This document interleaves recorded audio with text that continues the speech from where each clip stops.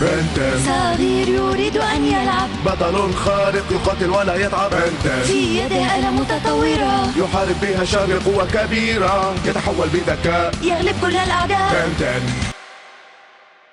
بنتين واحد من اكتر الكرتونات اللي حبيناها. ايوه، الكرتون اللي فيه ولد صغير بيتحول لفضائيين كأن ده شيء طبيعي. بس الفكرة هنا مين اللي اخترع الفكرة العبقرية دي، وازاي بدأ اعظم كرتون على كرتون نتورك، والاهم ليه اختفى هو كان مكسر الدنيا. النهارده هنعيش مع بعض رحلة كاملة في عالم بن تنسن، من أول ما كان طفل عنده 10 سنين لسه لابس الساعة جديد لحد ما بقى بطل أسطوري عنده آلاف الفضائيين. ونعرف النهارده الأسرار وراء الكواليس، النظريات المجنونة اللي حيرت الملايين لحد دلوقتي، والسبب الحقيقي اللي خلى الكرتون ده يختفي من حياتنا. يلا بينا.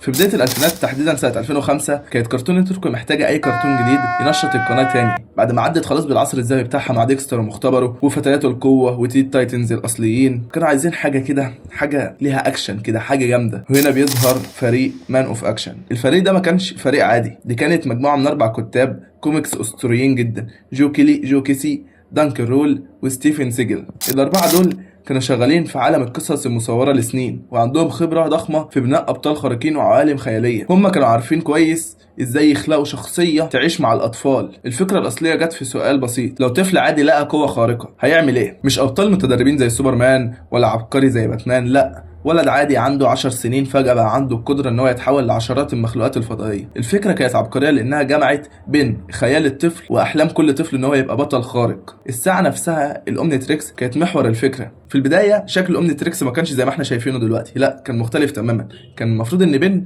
هيبقى بيلبس بدلة، والبدلة دي بتمتزج مع اي فضائي او تحوله لاي شخص، لكنهم شافوا ان الفكره معقده وزي اغلب الابطال زي ايرون مان، سبايدر مان وغيرهم كتير، فقالوا لا، هنكنسل الفكره دي، وبداوا يشتغلوا على الاومنيتريكس. الاومنيتريكس هي كانت محور الفكره، مش عصايه سحريه ولا خاتم، لا، ساعه، حاجه اي طفل يقدر يتخيلها ويملكها. ساعه فضائيه لونها اخضر في اسود، فيها تكنولوجيا من حضاره متقدمه جدا، وبتديك القدره انك تتحول لاي كائن من 10 كائنات مختلفه، كل واحد فيهم ليه قدره خاصه. كرتون نتورك وقتها كانت بتواجه منافسه قويه جدا، سواء من نيكولوديان او ديزني وغيرهم كتير اللي كانوا بيستحوذوا على سوق الكرتون، والاعلانات بدات تقل من على القناه والجمهور بدا يقل. هنا اتدخل فريق مان اوف اكشن، قدموا الفكره لكرتون نتورك، وفي اقل من سنه كرتون نتورك وافقت على المشروع وبدا الانتاج الفعلي. لكن الموافقه على الفكره كانت مجرد البدايه، التحدي الحقيقي ازاي يحولوا الفكره دي لحاجه حقيقيه الاطفال تحبها وتعيش معاها. بعد ما الفكره اتقبلت بدات مرحله التطوير الحقيقيه. اول حاجه كان لازم يحسموها شكل بن نفسه. في البدايه التصميمات الاولى كان لشاب مراهق عنده 15 سنه، اكبر في السن، عاقل اكتر، لكنهم قرروا ان هم يرجعوه لطفل تاني عنده 10 سنوات عشان الجمهور المستهدف اصلا كان يبقى قريب منهم وزيهم، فيحسوا ان هم انا الشخص ده. الساعه نفسها مرت بمراحل كتير. في البدايه كان شكلها معقد جدا، فيها زراير كتير، لكن في الاخر خلوها الشكل البسيط اللي كلنا عارفينه، وبداوا يعملوا الفضائيين دي. يعني يعتبر كانت اصعب مرحله عندهم، لانهم ما كانوش متخيلين شكل فضائيين اصلا، محدش شاف فضائيين عشان يتخيلها، لكنهم في الاخر بيقدروا يتوصلوا. الفضائيين كلنا كنا بنحبهم: هيد بلاست اللي بيتحكم في النار، فور ارمز العملاق اللي عنده 4 ايادي، اكسلريت الخارق في السرعه السريع جدا، ابجريد اللي بيندمج مع اي حاجه فيها تكنولوجيا، دايموند هيد المصنوع من الكريستال. كل واحد فيهم كان ليه شخصيه مميزه وطريقه كلام وطريقه حركه معينه، كل واحد فيهم عشنا معاه طفوله جامده جدا. كرتون نتورك شافت المشروع ده فرصه ذهبيه في الوقت المناسب، يعني زي كده ما ريال مدريد بتجيب الجون في الدقيقه 90، نفس الموضوع. الاطفال في بدايه الالفينات كانوا متعلقين بافلام الابطال الخارقين والعاب الفيديو اللي بدات تنتشر، والتكنولوجيا بقت جزء من حياتهم اليوميه. بين بقى كان بيجمع كل ده في باكج واحد: بطل خارق مغامر عنده تكنولوجيا فضائيه وكوميديا، يعني كل حاجه في مكان واحد، يعني اكله، شربه، لبسه، نومه، هدومه، حمومه علينا. الاسلوب الفني في البدايه كان مزيج ما بين الانمي الياباني والكرتون الامريكي الكلاسيكي، وده خلاه يجذب شريحه اكبر من الجمهور. وبعد شهور من العمل المتواصل جه الوقت اللي العالم كله ينزل فيه اول حلقه من كرتون بن 10، والناس هتشوف بن تنسن لاول مره. المسلسل بيبدا بدايه اسطوريه: بن تنسن ولد عنده 10 سنين بيقضي الصيف مع جده ماكس وبنت عمه جوين في رحله بالعربيه المتنقله بتاعتهم. بن بيشوف شهاب من السماء عشان هو عيل مشاكس وشاي، بيجري جري على الشهاب دون، وبيلاقي ان دي كبسوله فضائيه فيها ساعه، ومن غير تفكير الساعه بتلزق في ايده من غير حتى ما يفكر، وبيحاول ينزعها اكتر من مره لكنه مش بيقدر. بن بيبدا يلعب في الساعه ويدوس على كل الزراير لحد ما بيتحول لهيت بلاست، وبيعمل حريقه صغيره كده في الغابه، مش صغيره قوي يعني، هو كان هيولع في المنطقه كلها. بن بيكتشف ان هو يقدر يملك اكتر من فضائي زي فور ارمز هيت بلاست، اكسلريت، جراي ماتر، دايموند هيد وغيرهم كتير من الفضائيين اللي احنا كلنا عارفينهم. كل حلقه كانت مغامره مستقله، بين بيواجه اشرار جداد، بيتعلم درس جديد، بيفهم اكتر في الاومنيتريكس. الجمهور حب البساطه دي، الاطفال شافوا نفسهم في بين الواد العادي اللي بقى بطل خارق. المسلسل حقق نجاح ساحق من اول موسم، المسلسل حقق ارقام خياليه وبقى من انجح مسلسلات كرتون نتورك على الاطلاق. بعد نجاح الموسم الاول المبدعين بيقرروا يعملوا حاجه جريئه، يقفزوا في الزمن 5 سنين وبين بقى عنده 15 سنه، اطول انضج، بقى بيفهم اكتر واتخلى عن الاومنيتريكس، ما لبسهاش لمده 5 سنين، لكنه بيضطر يلبسها تاني بعد ما جده ماكس بيختفي وكان لازم يلاقيه. بعد ما لبس الاومنيتريكس اتطورت والفضائيين بقوا اقوى واكتر تعقيد، بقى عنده فضائيين زي سويم فاير وهيومانجاسور وبيج تشيلي، كلهم فضائيين جامدين جدا وافضل من الباقيين. طب هتقولي فين الفضائيين القدامى؟ اقول لك دول للاسف اختفوا مؤقتا من الساعه عشان بين ما استخدمهمش لفتره طويله. القصص بقت اعمق، فيها صراعات اخلاقيه، وبين بقى لازم يختار بين رغبته الشخصيه كبطل وما بين انقاذ العالم.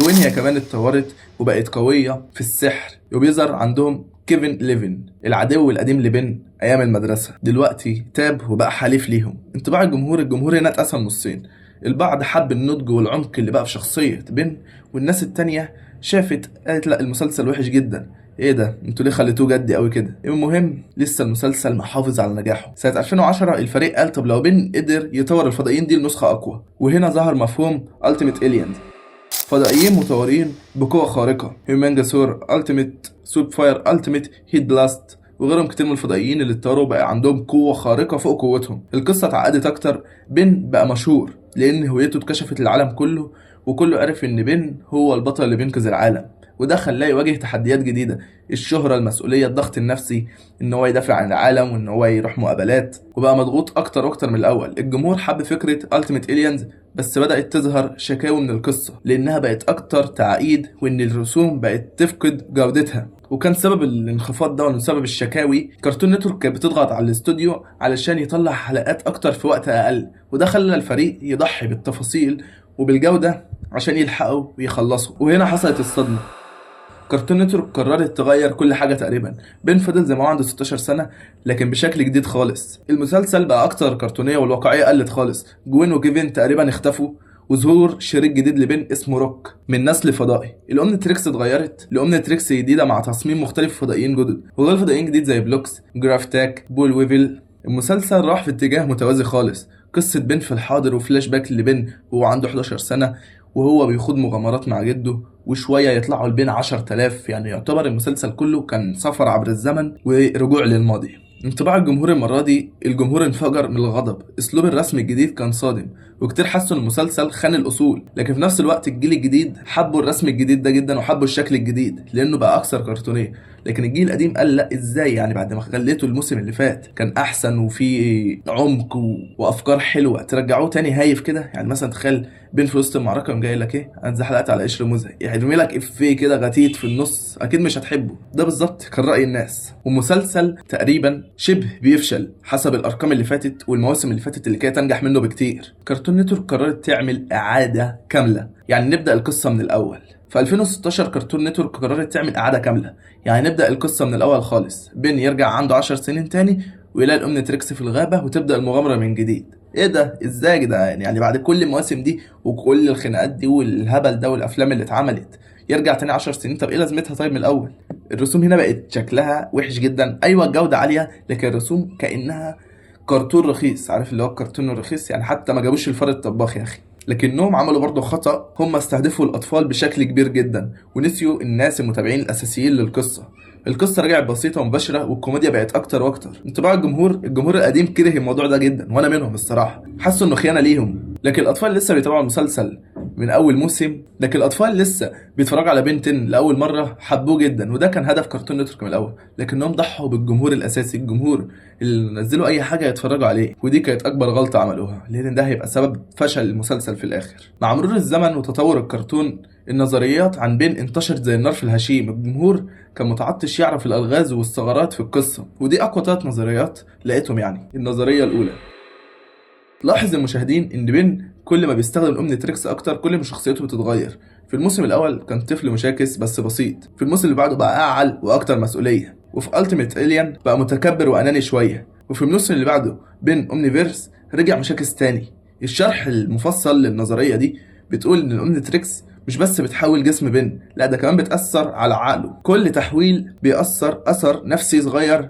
ومع الوقت بن بدأ يفقد جزء من هويته الأصلية ويكتسب صفات الفضائيين. والنظرية دي اتشهرت لأنها فسرت ليه بن كل موسم بيبقى شخصية مختلفة، وخلت المشاهدين يحسوا إن فعلا في قصة وفي حاجة. يعني التأثير على الجمهور النظرية دي الجمهور حبها، لكن الصراحة أنا مش مقتنع بيها خالص، لأن يعني زي ما قلنا إن الفريق كان مستعجل، فعشان كده طلعوا حاجات زي الخرا. النظريه التانية بتقول ان جد بن كان عضو في منظمه سريه اسمها بالمرز، المنظمه بتحمي الارض من الفضائيين. النظريه بتقول ان ماكس كان عارف الاومنيتريكس هتظهر امتى، وانه عمل كل ده وراح في الرحله الصفيه عشان يلاقيها. في حلقات كتير ماكس كان بيتصرف بطريقه غريبه كانه مستني حاجه تحصل، وبعد ما بن لقى الاومنيتريكس ماكس كان هادي جدا كانه ما كانش متفاجئ. النظريه بتقول ان ماكس كان بيجهز بن من زمان عشان يبقى البطل اللي الكون محتاجه. الجمهور صدق النظريه دي، وانا برضه مصدقها، لان احنا شفنا حلقات لماضي ماكس وشفنا ان هو كان فعلا في منظمه فضائيه وكل ده كان حقيقه. فدي يعتبر ما تعتبرش نظريه قد ان هي تحليل بس مش اكتر. النظريه الثالثه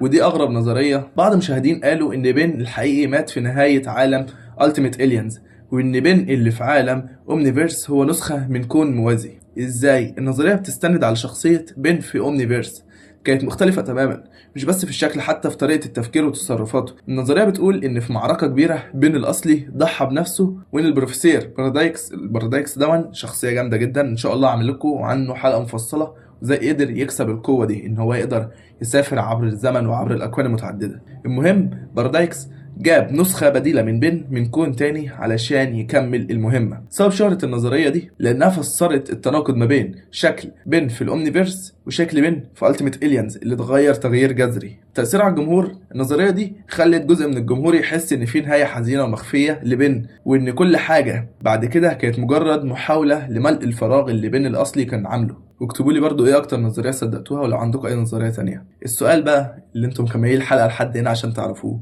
السؤال اللي حير الجميع، ليه مسلسل بالنجاح ده يختفي فجاه؟ الاجابه بكل بساطه هو المسلسل نفسه. ايه ازاي يعني المسلسل نفسه هو سبب سقوطه؟ هقول لك. المسلسل فشل نفسه لان السبب الاول، بعد اكتر من 10 سنين و5 مواسم مختلفه وافلام كتيره جدا، الجمهور بدا يحس بالتشبع خلاص. كل موسم بيحاول يجدد، بس في النهايه الفكره الاساسيه فضلت هي ولد بيتحول لفضائيين ويحارب الاشرار. مفيش اي حاجه جديده، مفيش اي حاجه بتتضاف، حتى الاشرار كانوا هم يعتبر فيل جاكس وغيرهم كتير نفس الاشرار ما بيتغيروش. وده اللي خلى الجمهور خلاص ما احنا عارفين كده بين هيواجه فيل جاكس وهيكسبه، خلاص هتفرج على الحلقه ليه بقى؟ نفس النهايات محسوبه. تاني سبب هو كارتون نتورك. كارتون نتورك قررت تستهدف اطفال اصغر سنا، خصوصا اللي لسه طالعين جديد، وده خلى الجمهور القديم اللي كبر مع بين الاصلي يحس بالاهمال والخيانه، والنتيجه فقدان قاعدة جماهيرية ضخمة. السبب الثالث المنافسة الشرسة. في نفس الوقت المسلسلات تانية كانت بتظهر وبتنافس بقوة زي وقت المغامرة، العرض العادي، ستيفن، كل دول كانوا بيقدموا محتوى مبتكر وجديد،